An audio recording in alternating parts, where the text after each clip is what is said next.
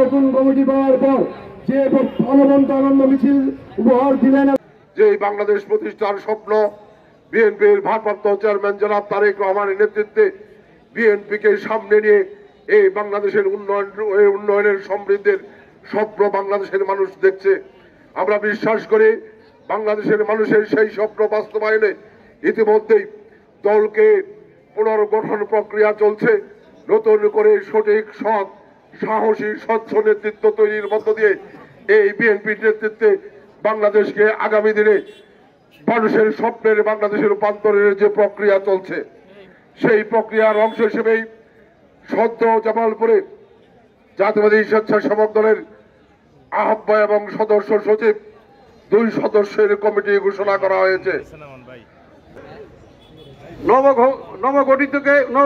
নবগঠিত আমি দীর্ঘদিন আপনাদের সাথে স্বেচ্ছাসেবক দলের ভারপ্রাপ্ত সভাপতির দায়িত্ব পালন করেছি, কাজেই আপনাদের সাথে আমার আত্মার নিবিড় সম্পর্ক রয়েছে।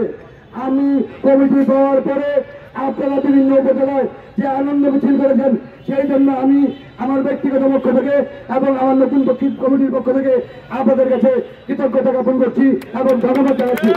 অনেকের নাম উন্মোচন করতে পারি নাই, সেই জন্য যেমন জেলা বিএনপি পর্যন্ত বিভিন্ন অঙ্গ সহযোগী সংগঠনের সকল ক্ষমা করছি।